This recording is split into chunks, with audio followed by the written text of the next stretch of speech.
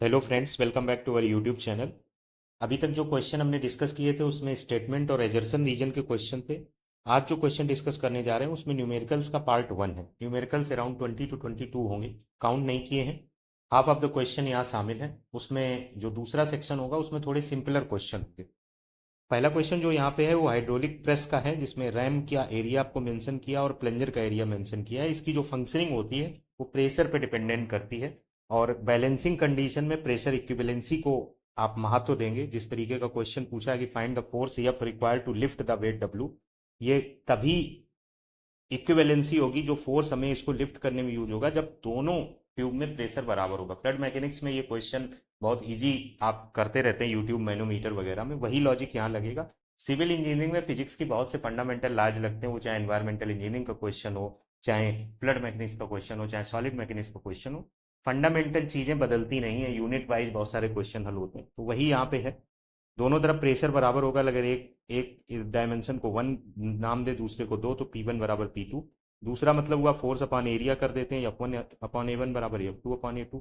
एक तरफ का वेट 30 किलो न्यूटन पता है, एरिया आपको 30 × 30 पता है। दूसरी तरफ का आपको निकालना है तो वहाँ W2 लिख दें या F लिख दें और नीचे 4 × 4 कर दें। सॉल्व करेंगे तो 533.33 न्यूटन आ जाएगा। बेसिकली चूंकि क्वेश्चन रिपीट होगा नहीं, प्रीवियस ईयर को सॉल्व करने का मतलब कभी उस क्वेश्चन को रटना होता नहीं है। उस क्वेश्चन के पीछे छिपे कॉन्सेप्ट को समझ लेना एक कॉन्फिडेंस इंप्रूवर के तौर पे काम करता है, और कम से कम वो कॉन्सेप्ट हमारे कवर हो जाते हैं जो कि पूरा ओवरऑल सिलेबस का ही हिस्सा होते हैं। तो ये पर्पज होता है। अगला क्वेश्चन है, determine the volume of coarse aggregate, volume of fine aggregate and cement. Volume of fine aggregate, coarse aggregate और सीमेंट का वॉल्यूम पूछा है, और जो आपको रेशियो दिया है वो 1:2:4 बाई वॉल्यूम दिया है। ठीक है, 1:2:4 बाई वॉल्यूम, ये भी दिमाग में रखना है। और कंक्रीट का, और जो कंक्रीट आपको कंसीडर करनी है वो 1 मीटर क्यूब कंक्रीट कंसीडर करनी है, 1 ही मीटर क्यूब बनानी है क्वेश्चन के हिसाब से। लेकिन जब आप ये डाटा निकालते हैं वॉल्यूम का, वो तो ड्राई कंसीडर किया जाता है। इन्होंने मेंशन कर दिया, अगर मेंशन नहीं भी करते तो भी आपको रटा रहना चाहिए कि 1 metre cube freshly mix concrete जो होती है वो 1.54 metre cube dry volume of concrete के बराबर होती है। अब यहाँ पे जो क्वेश्चन पूछा है वो है बहुत सरल, अगर आपका कॉन्सेप्ट बिल्कुल क्लियर है। 1:2:4 क्या होता है, सीमेंट फाइन और coarse aggregate, fine aggregate coarse aggregate और सीमेंट एग्रीगेट का रेशियो है, जिसमें 1 सीमेंट को बिलोंग करेगा, 2 फोर फाइन एग्रीगेट को, 4 कोर्स एग्रीगेट को। अब इस रेशियो से हम बेनिफिट क्या उठाएंगे, 1.54, तो ये तो हमारा पूरा का पूरा ड्राई वॉल्यूम हो गया। तो अगर सीमेंट पूछी जाएगी तो कितनी होगी, 1.54 इंटू 1/7। अनुपात का समानुपातिक योग करके उसमें गुणा करके उसका हिस्सा निकाल लेते हैं या प्रोपोर्शन निकाल लेते हैं। फंडामेंटल अंक गणित की बात है, अर्थमेटिक मैथमेटिक्स की बात है। तो 1/7 करेंगे तो 0.22 मीटर क्यूब आएगा। ये क्या आएगी, ये सीमेंट आएगी। पूछा क्या है, सीमेंट किलोग्राम में बताइए, तो किलोग्राम में सीमेंट बताने के लिए उन्होंने मीटर क्यूब को किलोग्राम में बदलने के लिए भी 1500 किलोग्राम बाई वेट दे रखा है।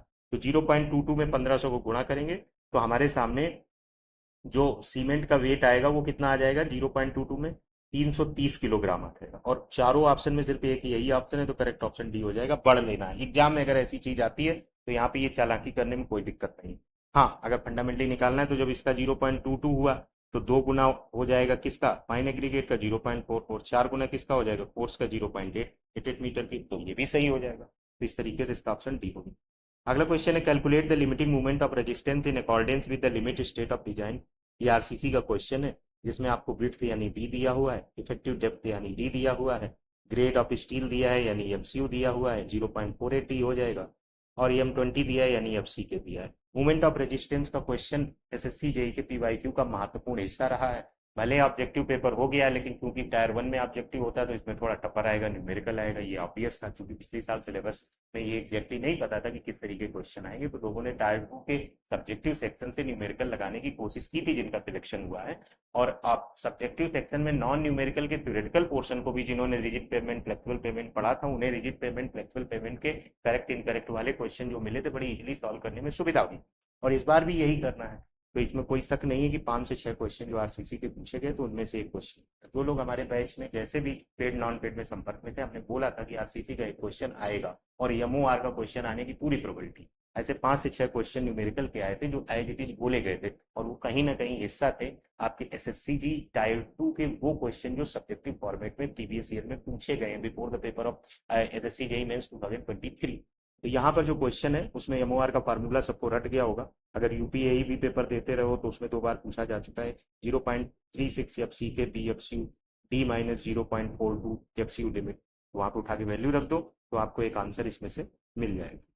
चौथा क्वेश्चन जो है वो कह रहा है टिम्बर है, टेस्ट स्पेसिमेन है जिसका साइज 50 क्रॉस 50 mm है। ठीक है, क्रॉस सेक्शन और लेंथ 150 mm है, यानी एरिया दे दिया, लेंथ दे दिया। आगे क्या कह रहा है? कह रहा है कि स्पेसिफिक ग्रेविटी के लिए टेस्ट किया गया है, अगर स्पेसिफिक स्पेसिमेन का वेट इतना हो, 15% मॉइस्चर कंटेंट हो, तो स्पेसिफिक ग्रेविटी बताओ। स्पेसिफिक ग्रेविटी का फंडामेंटल डिफिनेशन होता है relative density of substance with respect to water. फार्मूले की बात करें तो density of substance upon density of water.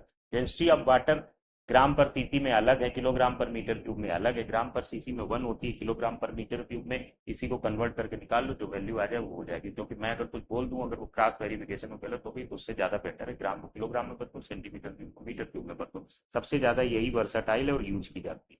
अब अगर हम 1 ग्राम पर सीसी यहाँ पे यूज करते हैं तो स्पेसिफिक ग्रेविटी बची density of substance in gram per CC. Question खत्म होके इतने पे आ गया कि जो क्वेश्चन इतना बड़ा है वो कह रहा है कि आप डेंसिटी ऑफ टिम्बर निकालो ग्राम पर सीसी में, और डेंसिटी ग्राम पर सीसी है यानी mass upon volume. Volume area into length होता है, एरिया ये हो गया, लेंथ ये हो गया। क्वेश्चन कन्वर्ट होके इस पे आ गया कि मास निकालो, टिम्बर का मास निकाल लो, ये क्वेश्चन कन्वर्ट होके आ गया। मास 250 ग्राम, मतलब वॉल्यूम तो निकाल ही लिया है ना, ऐसा नहीं कि वॉल्यूम एक हो गया हटा दो, वॉल्यूम निकाल लिया, मास निकाल लो, तो मास 250 है। उन्होंने कहा है accounting the moisture content. Accounting का मतलब मॉइस्चर कंटेंट को हटाना पड़ेगा। 15% मॉइस्चर कंटेंट है तो 250 ग्राम में 15% मॉइस्चर कंटेंट घटेगा तो 85% सॉलिड मास बचेगा। तो 250 का 85% लिख दो, या 250 माइनस 250 गुणा 0.15 लिख दो, बटे 50 गुणा 50 एरिया हो जाएगा, इंटू 150 हो जाएगा। ध्यान रखिए सेंटीमीटर में है तो एमएम को सेंटीमीटर में बदल लेंगे तो एक एक जीरो खत्म होता चला जाएगा। उसको सॉल्व करोगे तो 0.579। Repeating again, specific gravity is the relative density of the substance with respect to water. Density of substance is nothing but mass upon volume. Volume is nothing but area into length. Mass is nothing but given.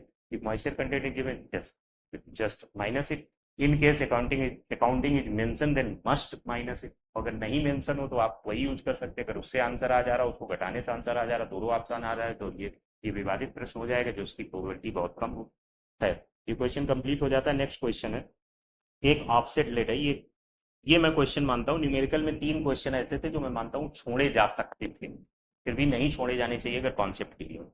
एक offset है जिसमें 5 degree 2 direction से field पर lead किया गया। Lead का मतलब हम किसी चीज को मेजरमेंट कर रहे हैं डायरेक्शन लेइंग डाउन करके, तो उसमें हम वेरी कर जाते हैं, जिस तरफ नापना हो उससे थोड़ा अलग नाप जाते हैं, तो वो डेविएशन 5 डिग्री का है। और कह रहे हैं स्केल ऑफ प्लाटिंग है 20 metre to 1 centimetre. Maximum length of offset निकालिए कि displacement of the point on the paper 0.5 mm से ज्यादा एक्सीड ना करें। ठीक है, ये चीज क्लियर हो गई। अब इसका कॉन्सेप्ट समझ लिए। कॉन्सेप्ट ये कहता है कि अगर हम ग्राउंड पे मेजरमेंट ओ से पी कर रहे हैं, ये ओ से पी ना जाके ओ से P1 चला जाए, और ये डिग्री थीटा जो 5 डिग्री दिया ये डेविएशन हो जाए, तो ये जो डिफरेंस क्रिएट होता है, अगर ये यल है, ये साइन थीटा के हिसाब से करेंगे तो लंब बटे कर्ण लगाएंगे तो ये यल साइन थीटा आएगा। और इसको अगर पेपर पे प्लॉट करेंगे तो इसी लाइन को इसके ऊपर अगर ले जाएं तो ये यहाँ तक चली जाएगी, तो ये यल साइन थीटा, और ये जो आएगा वो यस होगा। तो वो जो डिफरेंस क्रिएट होगा इधर का, तो वो यल साइन थीटा अपॉन यस होता है, यस स्केल होती है। तो यहाँ से जो फार्मूला बनता है वो बनता है इरर जो होगी या displacement of the point on the paper होगा, वो कितना होगा, L sine theta upon yes. ठीक है, अब यस स्केल जो मेंशन की जाएगी वो एज इट इज वही मेंशन की जाएगी जिसका मल्टीप्लीकेशन होना है। जैसे 1 सेंटीमीटर बराबर 20 मीटर है तो यहाँ पे 20 मेंशन किया जाए। अब यहाँ पे ई को 0.5 mm ना लिखिए क्योंकि स्केल को 20 में आपने कंसीडर किया है, तो सेंटीमीटर को आप डिस्प्लेसमेंट कंसीडर कर चुके हैं, तो यहाँ पे सेंटीमीटर में ही लिखोगे 0.05। इसका बीच में गुणा होगा, बराबर यल साइन थीटा हो जाएगा। थीटा की जगह 5 डिग्री लिख दो, यल साइन 5 डिग्री बराबर 0.05 इंटू 20। यहाँ से यल की वैल्यू निकालो तो 13.33 या 11.47 इन्हीं में से कोई वैल्यू आ जाएगी। तो यल की वैल्यू उन्होंने पूछी है। एक फंडामेंटल कॉन्सेप्ट है जो पेपर, ग्राउंड और स्केल 3 चीजों को सर्वेइंग के एस्पेक्ट में यूज करके आपको लिमिटिंग लेंथ ऑफ ऑफसेट की बात कर रहा था। अगला क्वेश्चन एक रेजिडेंशियल बिल्डिंग है जिसमें मंथली ग्रॉस रेंट 12,000 है, एनुअल आउटगोइंग टैक्स और कंटीजेंसीज का 12,000 है। तो अगर नेट इनकम अगर निकाली जाए, अगर नेट इनकम निकाली जाए एक साल की, तो 12 में 1,44,000, और एक साल में टैक्स एक्स चला जाता 12,000, तो 1,32,000 ये नेट इनकम बची। ये अपने आप में एक क्वेश्चन है सिंपल, टायर 1 के लिए भी और टायर 2 के बेसिक क्वेश्चन के लिए भी। आपको ये रेजिडेंशियल मंथली ग्रास रेंट दिया, आउटगोइंग दिया, पूछ दिया what is the net income. है बहुत सरल लेकिन बन सकता है। ठीक है, अब इसके बाद कास्ट ऑफ लैंड दे दिया। कास्ट ऑफ लैंड देने के बाद estimate the total value of property आपसे पूछ दिया ईयरली बेसिस पे, और rate of interest 6% per annum. अब इस क्वेश्चन को करने के लिए आपको फार्मूला पता होना चाहिए। कौन सा फार्मूला पता होना चाहिए? टोटल वैल्यू ऑफ प्रॉपर्टी होता है capitalised value plus land of cost. Land of cost पता है तो हमें क्या चाहिए? Capitalised value. कैपिटलाइज्ड वैल्यू का फार्मूला होता है net income into year purchase. Net income हम निकाल चुके हैं, ईयर परचेज हमें पता होना चाहिए। ईयर परचेज का फार्मूला होता है 100 अपॉन रेट ऑफ इंटरेस्ट, जो कि 6 है, तो यहाँ से 100 अपॉन 6 कर दिया, 16.67 आएगा। उसका गुणा ये नेट इनकम में कर दिया तो कैपिटलाइज वैल्यू आ जाएगी। उसमें 6 लाख जोड़ दिया तो 28 लाख के आसपास आंसर बी पार्ट। तो ये देखिए एस्टिमेटिंग कॉस्टिंग एंड वैल्यूएशन आपके सब्जेक्ट में मतलब सिलेबस में शामिल है। इसमें से 2 या 3 न्यूमेरिकल पूछे गए थे पिछली साल। आपकी जिम्मेदारी है कि इसमें 4 या 5 फार्मूले हैं, उन्हीं को आप याद कर लीजिए, उससे न्यूमेरिकल लग जाएगा। 3-4 क्वेश्चन प्रैक्टिस कर लीजिए ईएससी के गुप्ता एंड गुप्ता के। अगला क्वेश्चन है, एक पर्सन एक वेयर हाउस को कंस्ट्रक्ट करता है जिसकी कास्ट 4 लाख, इसमें से कास्ट ऑफ लैंड को एक्सक्लूड करता है। वेयर हाउस अब्सोल्यूट हो जाता है 10 वर्ष में। Amount of sinking fund annually 5% पे डिपॉजिट होता है कंपाउंड इंटरेस्ट पे। Scrap value 10% of the cost of purchase है। पूछा क्या है उसने? Amount of sinking fund. Formula क्या होता है सिंकिंग फंड का? S into I upon 1 plus I की पावर एन माइनस 1। आई क्या है? ये 5% कंपाउंड इंटरेस्ट। यानी कि अब निकालना क्या बचा? यस। यस क्या है? Original cost minus scrap value. Original cost कितनी है? 4 लाख। स्क्रैप वैल्यू कितनी है? 10% ऑफ कास्ट ऑफ परचेज, जो कि 4 लाख की। 10% निकालोगे तो 40,000 आएगा। 4 लाख में 40,000 घटाओगे तो 3,60,000 होगा।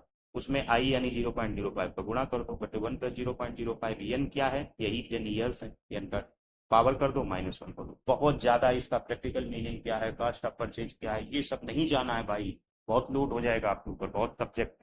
बस सीधे फार्मूले लगेंगे इसमें, सीधे वैल्यू याद रखनी है। 5 क्वेश्चन अगर इसके लगा लिए तो वहां ये क्वेश्चन अधूरा बन के तैयार हो जाएगा, अगर नहीं छुआ तो कठिन हो जाएगा। इसके बाद अगला क्वेश्चन है, calculate the Reynold number if the kinematic viscosity of water is 0.01 into 10⁻⁻⁴ metre square per second which is flowing through a diameter of 200 mm, जो कि मिस प्रिंट है, pipe with the velocity of 5 metre per second. अब ये बहुत बच्चा question है। आर ई बराबर rho V D by mu होता है। अगर डायमीटर की जगह लेंथ मेंशन हो तो रो वी एल बाई म्यू हो जाता है, depending upon the type of question. अब यहाँ पे इस रो और म्यू की वैल्यू तो दी नहीं है, न्यू की दी है। रो और म्यू में जो संबंध होता है उससे न्यू आप निकाल सकते हैं, यानी B D by new formula दूसरा भी होता है। न्यू कुछ और नहीं है, काइनेमेटिक विस्कोसिटी है, जो कि दी है। वी 5 मीटर पर सेकेंड दिया है, टी 200 mm दिया। गुणा करके भाग करके आंसर निकालना, इन्हीं 4 से लिखा जाएगा। फंडामेंटली क्लियर हो गई, तो यहाँ से ये चीज क्लियर हो गई। अगला क्वेश्चन और लास्ट क्वेश्चन है कि आपको सेंट्राइड को लोकेट करना है with respect to base A B. एक आपके सामने फिगर बना है, इसमें एक रेक्टेंगल में एक सर्किल है, और कह रहे हैं इसका सेंट्राइड बताओ। ऐसी कंडीशन में सेंट्राइड निकालने के लिए जहां एक फिगर में दूसरा फिगर इन्वॉल्व हो, तो जो फिगर का एरिया ज्यादा होता है उसको ए वन कंसीडर करिए for your correct version of answer. A one हो गया रेक्टेंगल, ए टू हो गया सर्किट। डायमेंशन सबकी दी है, 200, 300 और 150 इसकी है, तो इसका एरिया 200 प्लस 300 A1 आ गया। A2 π/4 d स्क्वायर A2 आ गया।